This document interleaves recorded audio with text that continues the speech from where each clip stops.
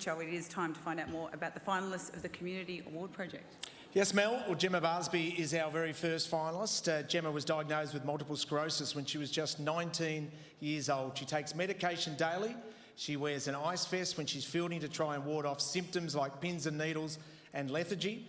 But Gemma's used her platform as a cricketer for Queensland and the Perth Scorchers to raise awareness and funds in the bid to find a cure. By becoming an ambassador for MS Research Australia, she promoted and completed the Kiss Goodbye to MS 50K event in May and has done several interviews on her condition to help other young people faced with the same diagnosis.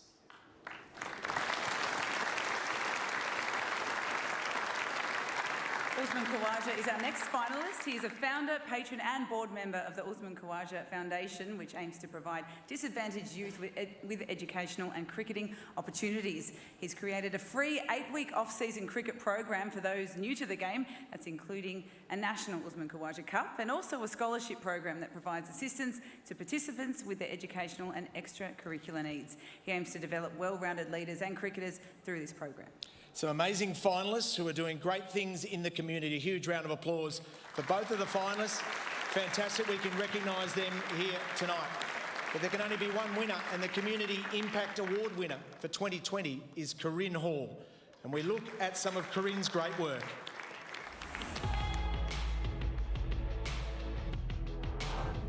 I guess I started drawing when I was about 10 or 11. I was a very shy kid and I sort of had trouble expressing myself. So recently throughout my cricket playing days, it sort of became an escape for me. I started drawing Dawn Fraser. I wrote a list of 100 athletes that I wanted to draw, female athletes. I guess growing up as a young girl, there wasn't a lot of visibility of female athletes. So it's my way of, I guess, giving back to the game and the people who have come before me. I think the idea and the whole concept of the book gave me the courage to sort of put myself and my drawings out there because I think it's something worth celebrating. A lot of those women were in male-dominated sports and really paved the way for other females to think they could follow in their footsteps. The title Victress, I guess it's a play on victory and a princess, so combining those two elements together to form something quite strong and powerful and fierce. The Kindness Factory is something that's very close to my heart. One of my best friends, Kath Koshel, founded the Kindness Factory, and she's created this movement, challenges the way people think, and the Kindness Factory is just about a mindset. It's just being aware of people around you and your ability to be able to help in really, really, really simple ways. At the minute, she's working on a curriculum in schools, a kindness curriculum that hopefully will teach kids more about empathy, trust, self-awareness, all those things we probably don't get enough lessons on growing up. So funds from the book will go towards the Kindness Factory's development of that kindness curriculum. And I'm really looking forward to seeing how that plays out, and I think it will have a huge impact on young kids growing up and hopefully turn them into great people.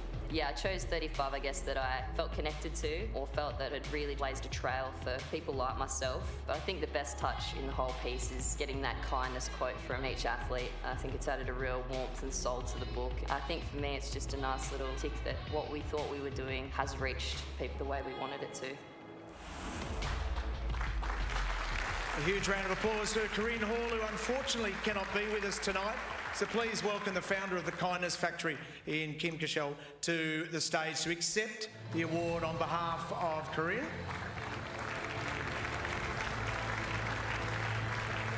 Kath Koshel. Kath, come over here. The Kindness Factory mission, to make the world a kinder place. Hallelujah, Kath. Hallelujah. What a great idea. And what makes Corinne's contribution so special? I think first and foremost, if I can speak a little bit to who Corinne is and what she means, not just to me personally, but to, I know, many people around this room when you look around it. She's, I guess, everyone's unofficial best mate, Corinne. She's an absolute legend, but I think her humility and kindness speaks for itself. So there's no one more deserving of this award, in my opinion, obviously, tonight, standing here in honour of her. But yeah, it's a real privilege to be here, and especially representing such a great mate and one of my best mates at that. So thank you very much. And it's your connection that she decided to put all her energy into the Kindness Factory? Absolutely. I think it's no secret that my life's been tough at times, which was how the promise of the Kindness Factory come from that. So she was definitely one of two major people in my life that allowed me to overcome some of the many hurdles that I have, and there's nothing that I wouldn't do for her, there's nothing that she wouldn't do for me, and she's someone who I hold very, very close to my heart. It makes me quite emotional now speaking about it, but thank you very much. Yeah. Where is she? Sadly, she can't be here. She has a few injuries and niggles that she's sort of working through. So, she's, I think, facing surgery soon for one of those. So, had to get well prepared for that. But I know she's very sad to be missing it. And I'm very sad that she's not here to accept this because she duly deserves to be. So, What you and Corinne are doing is absolutely sensational. It's a sad world when we have to concentrate on being kinder to each other, isn't it? it is, but we hope to change that in the future. So, yeah, thank you. Well done, Kath. Thanks. Might just say a few words. Yeah, you please do. on Corinne's behalf. I'll hold that for you. Obviously, sadly, Corinne can't be here, but in preparation, in case she did receive this award, she sent a few words in. She says, I'm honoured and extremely humbled to receive this award, especially given that we have so many amazing people in our sport doing great things for other people.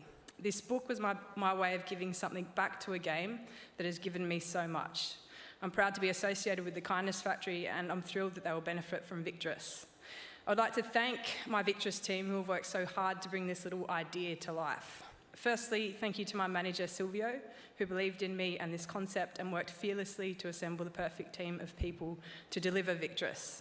Thank you to my co-author Michael Randall, who listened to my ramblings and so eloquently captured the heart of this book. To Cricket Australia, thank you for being the publishing sponsor of Victress, and a special thanks to Danielle Clark, who was just as passionate about telling these stories as we were.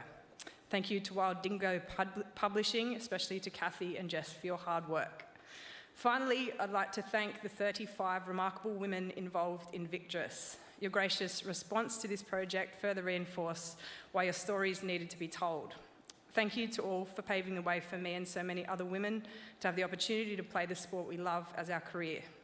I hope that when a young girl picks up this book, it gives her the belief that she can be whatever she wants to be. Thanks again. Cheers.